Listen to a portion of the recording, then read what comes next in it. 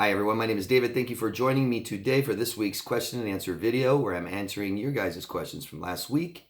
I encourage all of you, please go down below into the comments section down there and ask me any questions you want and I'll answer them next week in the next Q&A video. I do this every single Monday. And welcome new viewers.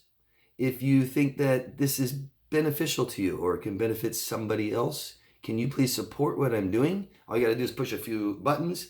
You can subscribe to my channel. You can hit the alert notification if you want to know when my videos are coming out. Sometimes I make videos throughout the week as well, not just these. You can comment down below. You can tell me where you're from. You can vote up or down. You can put this in a playlist or recommend it to somebody else. All of that stuff really, really helps what I'm doing here. It helps promote my videos and I could use it. Thank you.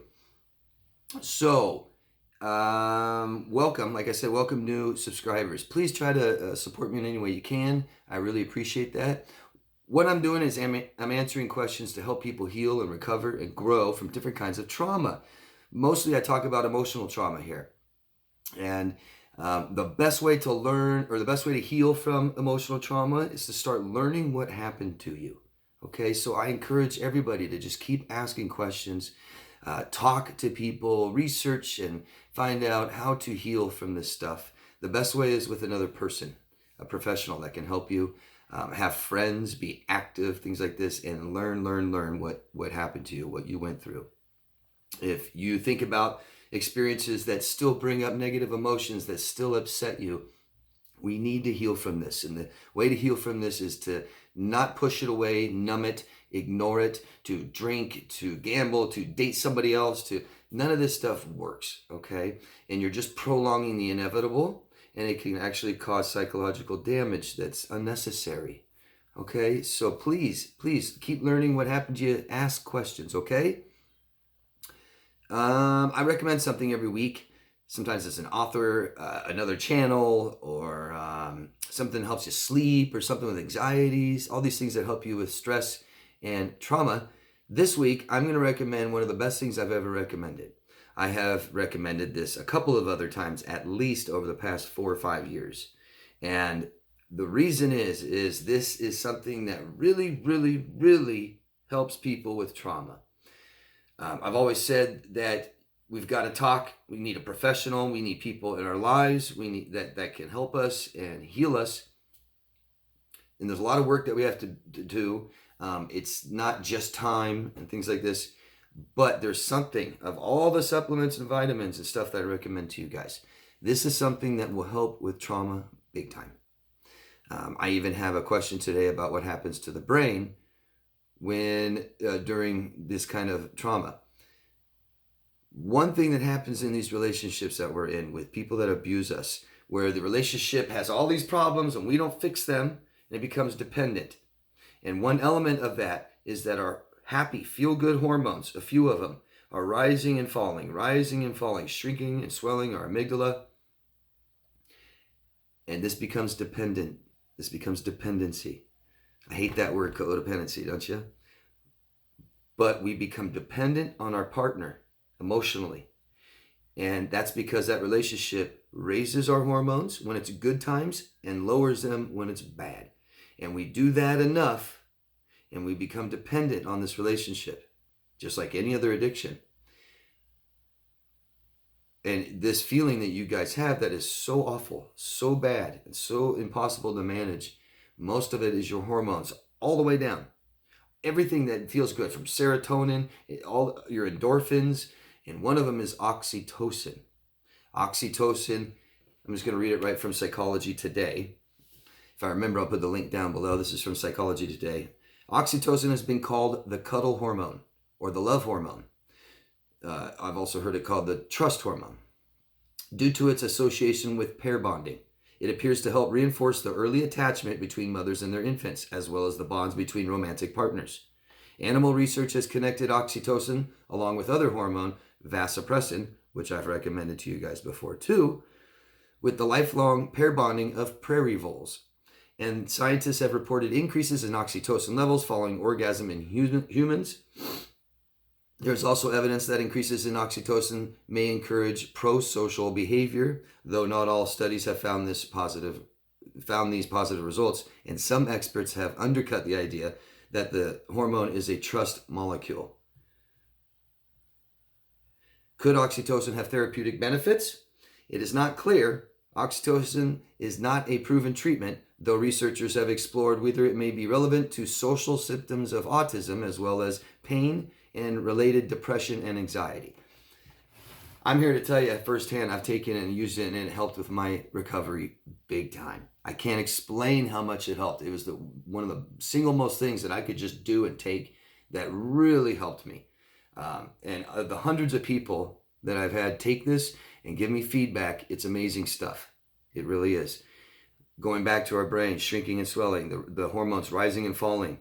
Anything that does this that's not ourself, outside, exterior, like this relationship, like sex, drugs, gambling, these kinds of things rise and fall, make our hormones rise and fall to the point where we can't do it any longer ourselves. Meaning, after the relationship is over, it might be the time that you feel the worst, and this is why. And then you're very depressed, and you can't pick yourself up, and you can't get yourself to feel better. This is one part of that, okay? So if you can take this, it will help rise these hormones, and you're doing this now, and the relationship isn't doing, and we seem to get over these people a lot faster. There was a study about voles a year or two ago, and I was so excited to see this because I knew this stuff works, and this experiment completely proved it. They mentioned prairie voles, a little rodent, looks like a little mouse. They mate for life, and when one dies, the other one literally stops living and just sits there and dies. Does that sound like us? And given when they're administered oxytocin, they immediately get up and start living their life again. And they continue living a full life. Amazing stuff. It really is. It helps, and these are the things I know that it helps with by so much feedback, is it helps with better sleep. Better sleep. It helps with anxiety big time. Helps with depression. It helps have a better, brighter outlook on life and people. It helps keep you have a regular diet, which is so affected usually by stress-related trauma that we're experiencing. This stuff is great. Great, great, great. It's over the counter here in America. It's different in different countries. Different countries have real problems getting this mailed to them.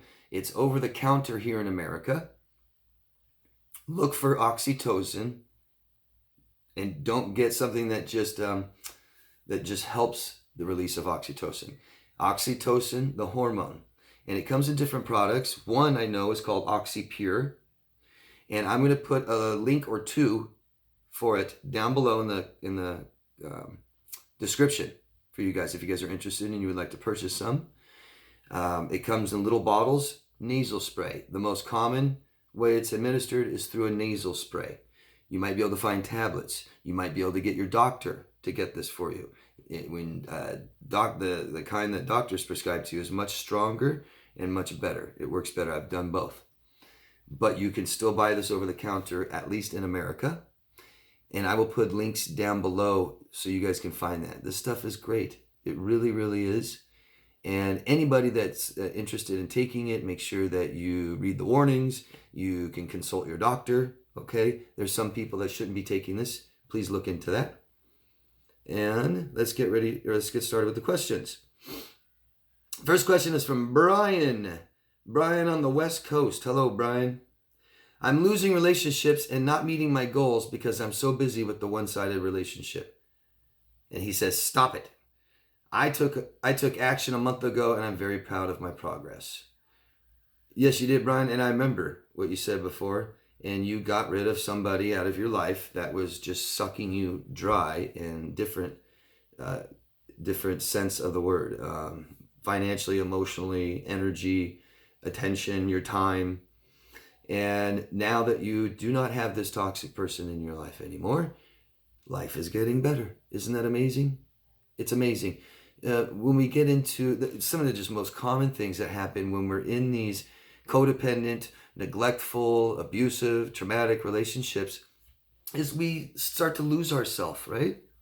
We start to lose sense or lose track or sight of our goals. We no longer may be interested in other things in our life that we were interested in. We may lose relationships. Our family might stop talking to us. We might lose friends. Besides that, predators and manipulators want to isolate you. These toxic relationships, we tend to forget everything else. Addictions are always number one in someone's life. Always, always, always. Many times I've seen people who are addicted to something that put that addiction way before their own children. They become number one. We protect them, our addictions. And when we have these addictive, dependent relationships, everything else kind of tends to fall apart around us as that falls apart. And we tend to start getting these things back when we finally make these people exit our lives. Thanks for sharing, Brian. And when you do it, you raise your self-worth. Jaden Riley, also West Coast. Hello, Jaden. David, I like how you started off this video today before going into the questions. It's insightful and relatable. Thank you for the tips and time you put into these videos. Nobody will love you unless you love yourself and do the work. I will. Thanks again, David. Jaden quoted me, and I want you guys to think about this, that people can't love you until you love yourself. All of you that dated narcissists, borderlines, sociopaths, psychopaths, histrionic, people that have these personality disorders cannot love themselves, okay? They do not love themselves at all, and therefore nobody else can either. Think about how hard it was, how hard you tried to love the narcissist that you dated. It was very, very difficult to impossible. They will not allow it because they do not love themselves. So, if you want people to love you, because one of the common feelings that we have after these relationships is that we're unlovable. And that may be because you may not be loving number one, you. And when you do love yourself, so can the rest of us, okay? Love yourself. Thank you, Jaden.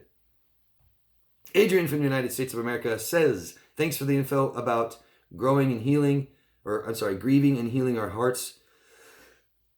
Question, what are good ways to maintain our mental health during this P word? I can't even say anything related to the virus. You guys know what I'm trying to say. I don't even know what to call it anymore. I love censorship. Can't talk. What are some of the things we can do to help maintain our mental health? I've made some videos about this when this happened a year ago and a couple since then. But it's the same things we need to do to help recover and heal from toxic relationships, okay? So some of the most common, most suggestible things we can do is socialize. And I understand that things are closed and we have to wear masks and we may not be able to gather in groups with people and stuff like this. We're limited. Do what you can, okay? There are things you can do. If we are depressed or suffering from any kind of depression, we're going to very easily say, David, I can't do that. I'm not going to do it. David, I can't even go outside. They don't really want us to go outside. I'm not even going to go outside. David, we're not really allowed to, form groups, so I'm not even going to try. I'm not going to talk to anybody. No. Okay, there are so many things we can do to be social still, okay? We can still socialize with our friends, our neighbors, our family. We don't have to gather in groups somewhere. I just have so many suggestions. I feel like when I come up with all these suggestions, I'm hearing tons of people, no, that's stupid, David, you can't do that. No, but you can. There are ways to socialize big time. Besides just video on your phone, okay? Instead of talking on the phone, let's do video. Instead of video, let's meet. Let's meet somewhere where we stay far away if you guys are worried about that, okay? There's plenty of things we can do. Since this started, I know people have gathered in the front of their driveway and stayed, distance. Do what we can. I can't explain how important it is. This is just so vitally important. Everyone that's watching these videos have suffered somewhat from other people, okay? And people have caused these things, and people can help these things. And the most common reaction to this stuff, to trauma, is isolation. It's the worst thing you can do. Right now, we're letting our brains take over, and our brains are saying, I want to stay safe, and all I care about is staying safe, and everything is dangerous. Don't even try. Don't open the door for anybody. Don't trust anybody. Don't tell anybody anything, and don't leave the house. Worst thing you can do, don't listen to this thing. This thing has not done this before and is now successfully healed and grown from this. Listen to people who have. Okay? Socialize. Touch. Hug. Say I love you. Look into people's eyes. Give people gifts. So vitally important, okay? Next, exercise. Raise our heart rate. Okay? Raise our heart rate. Take things, your supplements, your vitamins, your minerals, all these things that we need that help us eat healthy. I know that some of these are just, pretty self-explanatory, but they help. They help. You can still start pursuing interest. Okay, there's still a lot of things we can still do. And besides, things are opening up soon around the world. It should be this summer. And it's already almost May. I would say in the next couple of months, we're going to see massive change for the better. So think of things that are healthy anyways and do these things. But socializing is vitally important, and start planning your future, okay? One of the best things and easiest things to plan are vacations. Start planning vacations now. And I don't care if you have to walk, if you have to drive somewhere, take a train, take a bus, take a plane, take a boat. There's all kinds of different ways to travel. There's all kinds of destinations we can go to, and it doesn't have to be very far away. Get out of where you're at as much as you can. Seek out new environments. It's really good for our brain. It's stimulating, it's positive, and helps us forget some of the negative stuff. That's my biggest suggestions, okay? Don't give up, and don't let this stuff totally stop you. It doesn't have to. Trust me. I just have so many suggestions. I've made tons in my videos over the last year or so. And like I said, most of us might be suffering from some kind of depression, and we're going to let our brains take over and be negative. And all your brain cares about is keeping you alive, keeping you safe. It doesn't care if you're happy at all. That's up to you. Okay? We have to be happy. We have to have some good positiveness in our life. And this will make it worse, everything that's going on. So do what you can to stay positive. Force it if you have to. That's how we get out of depression. We force positivity. We're mindful in what we're doing, and we force positivity, okay? Number 1, people, other people.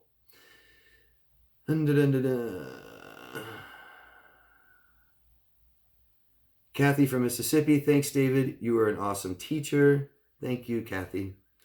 And bro says, hey, David, you're doing a great job for humanity. Thank you, bro. And Maria, hello from Sweden. Hello, Maria. My narc ex said that I'm the narc and that my whole entire family is narcs.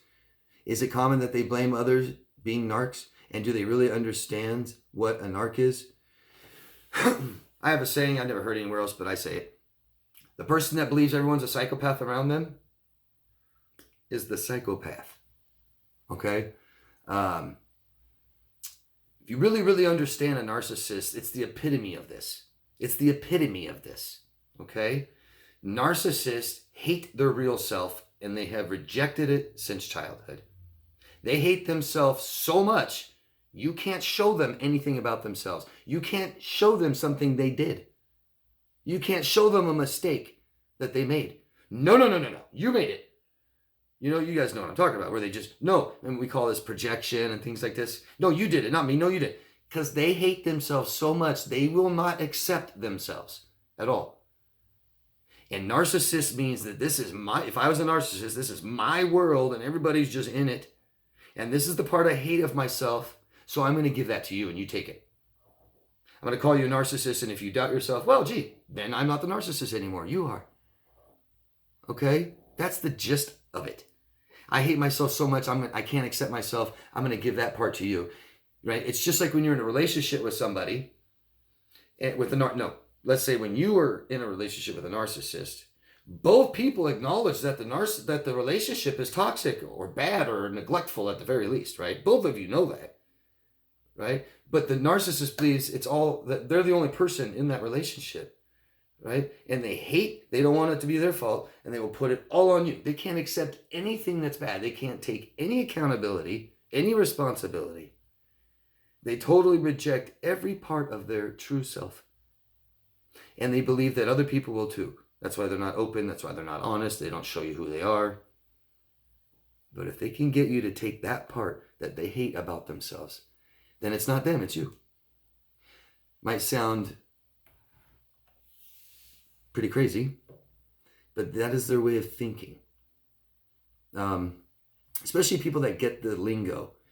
And what I mean by that, I find it amazing when I see that a narcissist or borderline, that clearly they are, and they've went and looked up this stuff and they know the lingo, they know the words, and they start accusing everybody of being a narcissist.